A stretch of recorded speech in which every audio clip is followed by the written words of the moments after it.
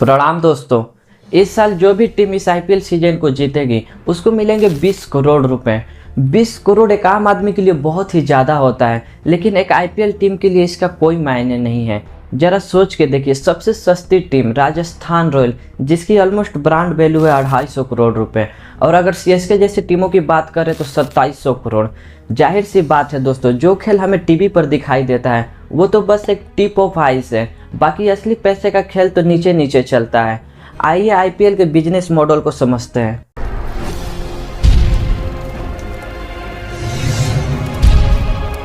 दोस्तों, आईपीएल शुरू करने से एक साल पहले आईसीएल की स्थापना करी गई थी। आईसीएल का फुल फॉर्म होता है इंडियन क्रिकेट लीग, जिसको एक प्राइवेट कंपनी जी एंटरटेनमेंट इंटरप्राइजेज द्वारा शुरू किया गया था। ये वही कंपनी है जो जी न्यूज़, जी टीवी, जी सिनेमा चैनल्स चलाती है। आईसीएल का कंसेप्ट भी सेम आईपीएल जैसा था, अलग अलग शहरों के टीम होंगे, लेकिन आईसीएल को मान्यता ना तो हमारी इंडियन क्रिकेट बोर्ड बीसीसीआई ने दी, ना ही इंटरनेशनल क्रिकेट बोर्ड आईसीसी ने दी, क्योंकि वो दोनों बहुत ही ज़्यादा नाराज़ थे कि उनके प्लेयर आईसीएल में खेलने जा रहे थे। आईसीएल में प्लेयर को ना खेलने के लिए बीसीसीआई ने ऐसे ऐसे नियम लगाए कि प्लेयर्स को लाइफ टाइम बैन कर दिया जाएगा जो आईसीएल में खेलेगा, और अपने प्लेयर्सों की सैलरी बढ़ाने लगा क्योंकि प्लेयर्स उसके आईसीएल में जा रहे थे खेलने के लिए। बीसीसीआई नहीं चाहता था कि कोई ऐसी टूर्नामेंट लीग चले जो उसके कंट्रोल से बाहर हो।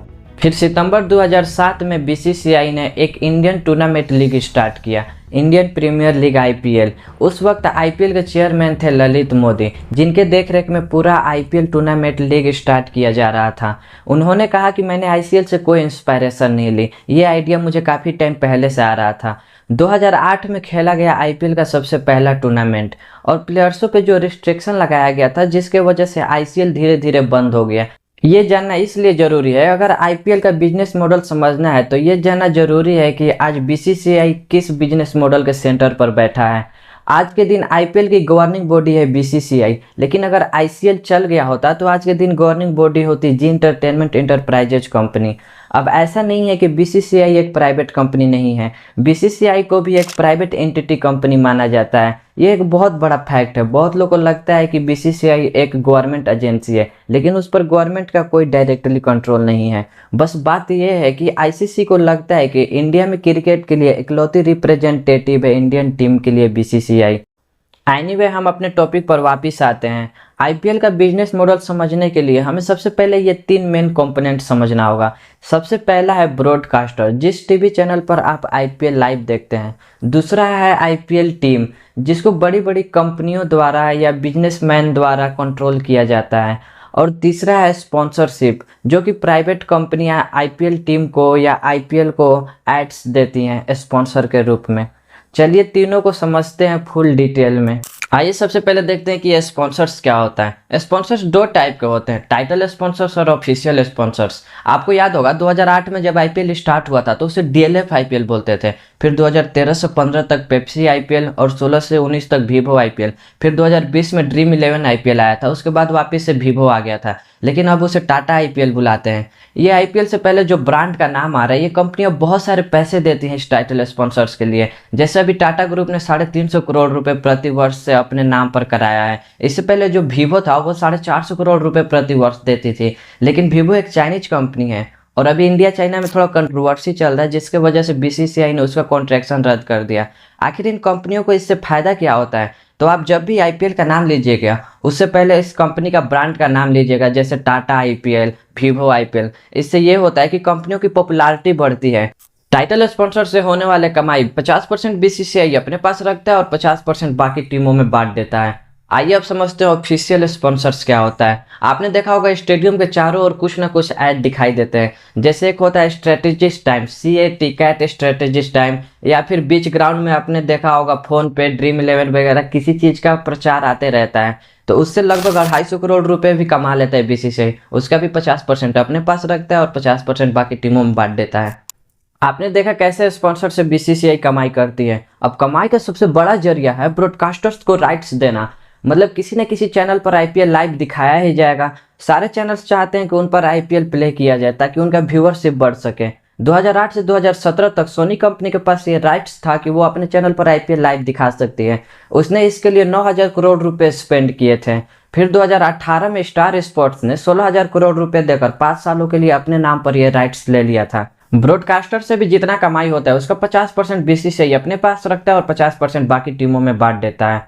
लेकिन ये कंपनियां इतने सारे पैसे देती हैं तो क्या इतने कमा पाती हैं? हाँ, इससे ज़्यादा ही वो कंपनियां कमा लेती है। आपने देखा होगा जब मैच में ओवर खत्म होता है या कोई प्लेयर विकेट ले लेता है तो एक 15 से 10 सेकंड का एड्स आते हैं। उस 15 से 10 सेकंड का एड्स के लिए दूसरी कंपनियां उस ब्रॉडकास्टर चैनल को लगभग 10 से 15 लाख एक 15 से सेकंड का एड के लिए देती हैं।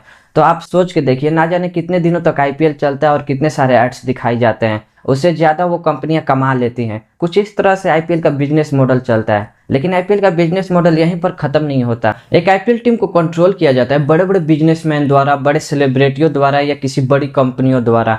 वो लोग इस आईपीएल टीम को खरीदते हैं और खरीदने के बाद उनको बहुत सारी चीज़ों पर पैसे खर्च करने पड़ते हैं, जैसे प्लेयर्सों को सैलरी देना, प्लेयर्सों के ट्रेनिंग पर या प्लेयर्सों के ट्रांसपोर्टेशन पर। कुल मिला के एस्टिमेट किया गया है ऑन एवरेज हर एक आईपीएल टीम का खर्च 200 करोड़ रुपए होता है। 200 करोड़ बहुत ही ज़्यादा है। तो क्या आईपीएल टीम का ओनर अपने जेब से पैसे देते हैं? नहीं, बिल्कुल नहीं। मैंने तो आपको पहले ही बताया कि बीसीसीआई अपना आधा रिवेन्यू शेयर करता है आईपीएल टीमों के साथ। लेकिन इनके पास एक और सबसे बड़ा जरिया है पैसे कमाने का। आपने ध्यान दिया होगा सभी प्लेयर्सों के टी शर्ट पर 10 ब्रांड स्पॉन्सर्स होते हैं, 6 उनके जर्सी पर, 2 पैंट पर और 2 टोपी पर।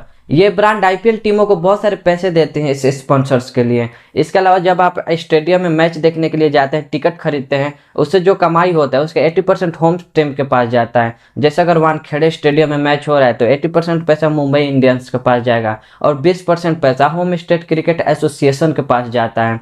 सारी टीमें लगभग 7 होम मैचेस जरूर खेलती हैं ताकि थोड़ा बहुत अच्छा खासा पैसे इससे भी वो लोग कमा लेती हैं। लेकिन एक एस्टिमेट किया गया है कि टिकट बेच के मात्र 4 करोड़ ही कमाई होता है। जब आप अपने फेवरेट प्लेयर्स की T shirt, pant, mobile cover इत्यादि खरीदते हैं तो उससे भी थोड़ा बहुत कमाई हो जाता है। और फाइनली एंड में रहा 20 करोड़ की प्राइज मनी जो कि विनर्स टीम को मिलते हैं, और जो रनर अप टीम होते हैं जो फाइनल में हारते हैं उन्हें भी 13 करोड़ रुपए मिलता है। ये जो प्राइज मनी होता है इसका आधा पैसा जाता है टीम ओनर्स के पास और आधा पैसा जो टीम जीतती है उसके प्लेयर्सों में इक्वली बांट दिया जाता है। अगर एक प्लेयर्स के पर्सपेक्टिव से देखें तो उनको सैलरी से तो पैसे मिलते ही हैं, लेकिन सारे प्लेयर्स का एक अपना अलग ब्रांड वैल्यू होता है। ऑक्शनिंग के दौरान कुछ फेमस प्लेयर काफ़ी ज़्यादा महंगे बिकते हैं और जो पैसे प्लेयर्सों में इक्वली डिस्ट्रीब्यूट हो रहा है तो यहाँ से भी थोड़े बहुत मोटिवेशन मिल जाता है प्लेयर्सों को टूर्नामेंट जीतने के लिए। अगर आईपीएल के बिजनेस मॉडल को एक आईपीएल टीम के पर्सपेक्टिव से देखें तो मैंने आपको शुरू में बताया था कि विनिंग प्राइस 20 करोड़ है और यहाँ पर टीमों की ब्रांड वैल्यू 2000 करोड़ से भी ऊंचा क्रॉस कर रही है। तो फिर टीम्स ओनर क्यों चाहेंगे कि उनकी टीम्स इस टूर्नामेंट को जीते? क्या उनके लिए 20 करोड़ इतना ज़्यादा मायने रखता है? नहीं, वो लोग इसलिए चाहते हैं कि उनकी टीम्स जीते ताकि उनकी टीम्स की पॉपुलैरिटी बढ़े, ब्रांड वैल्यू बढ़े, ज़्यादा से ज़्यादा लोग उनकी टीम्स को सपोर्ट करें, उनकी मैचेस ज़्यादा से ज़्यादा लोग देखें। इससे ये होगा कि बहुत बड़ी बड़ी कंपनियां बहुत ही ज़्यादा पैसे देंगी इनके टीम्स को अपने स्पॉन्सर्स के लिए। अगर एक टीम ओनर्स के पर्सपेक्टिव से इस पूरे बिजनेस मॉडल को देखें तो उनके लिए विनिंग प्राइस से ज़्यादा इंपॉर्टेंट है अपनी टीम्स की ब्रांड वैल्यू बढ़ाना। वो लोग फेमस प्लेयर को अपने टीम में लाने की कोशिश करते हैं, उससे भी उनकी टीम्स का ब्रांड वैल्यू बढ़ता है। जैसे आरसीबी की तरफ से विराट कोहली खेलते हैं, सीएसके की तरफ से एमएस धोनी, मुंबई की तरफ से रोहित शर्मा। तो इन जैसे टीमों की ब्रांड वैल्यू बहुत ही ज़्यादा बढ़ जाती है अगर कोई फेमस प्लेयर आ जाता है। तो कुछ इस तरह से चलती है आईपीएल की पूरी बिजनेस मॉडल। अगर आपको वीडियो पसंद आई होगी तो और भी ऐसे informative, fact related, learning, education, awareness video देखने के लिए आप हमारे चैनल को सब्सक्राइब करके हमारे एक यूट्यूब फैमिली का हिस्सा बन सकते हैं। See you next video. Thanks for watching.